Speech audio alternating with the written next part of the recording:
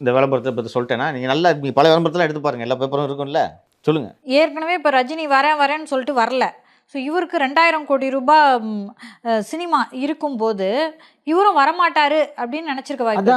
அதான் எல்லோருமா ரஜினியை போல் பேராசைக்காரராக இருப்பார்கள். வருஷத்துக்கு 2 படம், சன்னில் 2, ரெட்ஜெண்டில் 2, லைக்கா 2 சொன்ன உடனே சந்தோஷமாக தலைவர் அப்படியே ஓகே அவர் சம்பளத்தையும் ஏற்றுவார்.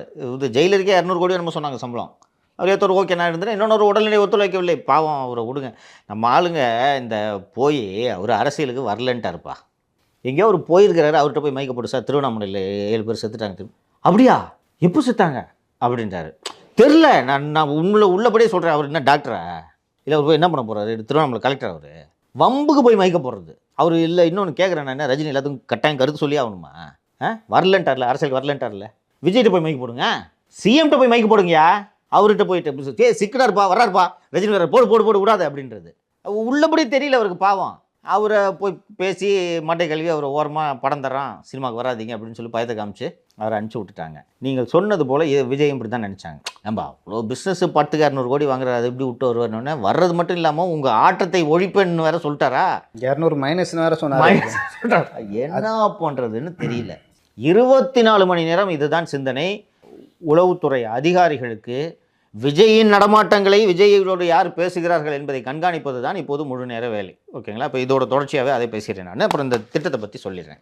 விஸ்வகர்மா திட்டத்தில் என்னென்ன அம்சங்கள் இருந்ததோ அதே அம்சங்கள் தான். நான் அதை டைரெக்டாக அந்த திட்டத்தை சாட விரும்பலை. அது அவங்க சொல்கிற நோக்கத்தையே நான் அப்படியே எடுத்துக்கிறேன்னே. இப்போ உங்கள் அப்பா பானை செய்கிறவர்னு வச்சுக்கோங்களேன். நீங்கள் பானை செய்கிற தொழிலை நான் செய்யணும்னு சொன்னால் லோன் தரேன்றாங்க. இவங்க குலத்தொழிலை செய்ய வைக்கிறார் அப்படின்னு உருட்டினாங்க. நேற்று நம்ம நிகழ்ச்சியில் போட்டு உடச்சிட்டோம். குலத்தொழில் செய்கிறது ஏன் தவறு என்று நாம் சொல்கிறோம் என்றால், ஒரு நகை செய்யும் ஆசாரியின் மகன் நகை செய்யும் தொழிலை செய்வதை யாரும் தவறாக நினைப்பது கிடையாது. இப்போ உதயநிதி அவர்கள் அவங்க அப்பா முதலமைச்சராக இருக்காரு. நீங்கள் சொல்கிறீங்க வரேன் நான் இருக்கேன். இப்போ ஒரு கொத்தனார் வேலை செய்வர், அந்த தொழிலெல்லாம் இதில் இருக்குது. இந்த பாருங்கள், நான் சொன்னதும் இங்கே வருது. நகை செய்தல், மர வேலைப்பாடு, பாரம்பரிய முறையில் ஜவுளி செய்தல், இதெல்லாம் இழிவாக கருதும் தொழில்கள் கிடையாது. ஓகேங்களா? இல்லை எதுவும் இப்போ ஒரு தறி நெய்கிறவர் அவர் பையன் தறி நெய்கிறதுக்கு போனார்னா யாரும் இது இழிவுன்னு சொல்கிறது இல்லை. ஆனால் கழிவறையை சுத்தம் செய்வது இழிவானது. ஆனால் இவங்க கழிவறையை சுத்தம் செய்கிறவனா அதே தொழிலை செய்ய வைக்கிறதுக்கு வண்டி வாங்கி கொடுக்குறாங்க.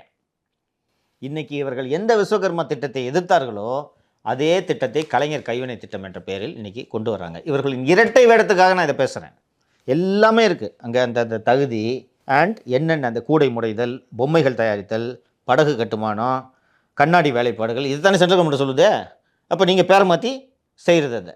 அண்டு இது இவர்களின் இரட்டை வேடத்துக்காக சொல்கிறேன்.